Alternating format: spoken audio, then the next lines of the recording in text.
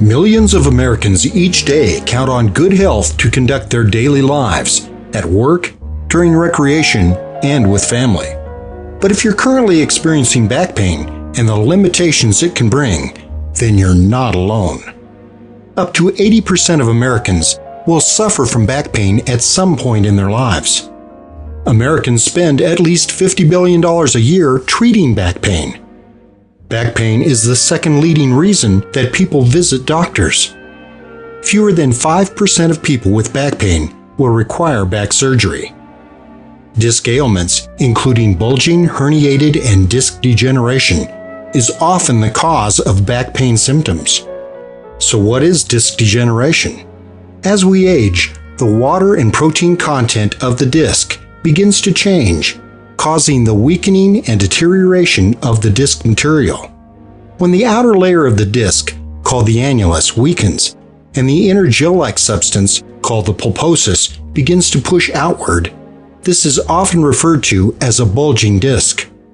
Symptoms may begin to appear when the bulging disc extends past the annulus and makes contact with the spinal canal or nerve root.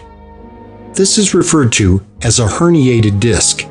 Even though a disc may bulge at any location of the spinal cord, the majority occur in the lower lumbar area. Let's animate the process. Here we show an axial or top-down view of the disc and vertebra, and we identify the annulus and pulposus. Now we will animate the occurrence of a centrally bulging disc and then a herniated disc. Notice that under the stress, the annulus may weaken over time and eventually herniate or rupture without proper care.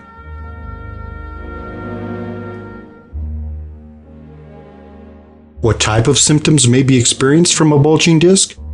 A bulging disc in the lower lumbar area of your spine may cause pain to radiate down one or both legs, which is a condition called sciatica. An upper lumbar bulging disc may cause pain to radiate in the lumbar area.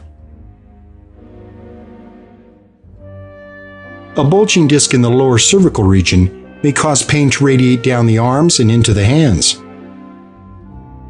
A bulging disc in the mid-cervical area may cause pain to radiate into the neck and shoulder area. And finally, a bulging disc in the upper cervical region of your spine may cause headaches and neck pain.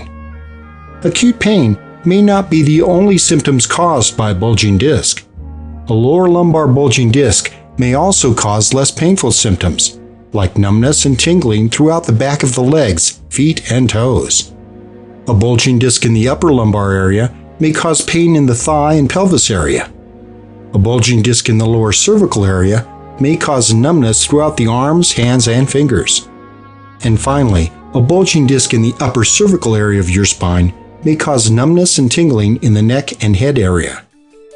Now there's an alternative treatment for disc degeneration without surgery. The treatment is called spinal decompression therapy. How does decompression therapy work? Decompression therapy works by reducing the loading on the degenerated disc and enabling the bulging area to retract back to its normal form. By reducing the loading, vital fluids and nutrients can flow back into the disc and allow the healing process to begin. Let's animate the decompression process on a bulging disc within the lumbar area. Notice that with decompression therapy, the disc can retract to its natural form and normal height is restored. Now let's look at a lateral view. As vertebral pressure on the disc is reduced, we can see that the bulging area begins to retract back to its natural form. This disc now has the opportunity to absorb vital fluids and nutrients, while the outer layer or annulus begins healing. Once again, we'll revisit the axial or top-down view of the disc. During the healing process, the disc retracts, and we can see the fine tears in the annulus can begin to heal.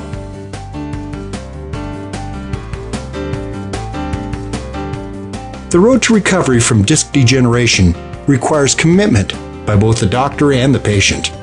To experience maximum benefit, the patient should undergo rehabilitation and strengthening exercises to provide better stability for those areas where disc degeneration has occurred.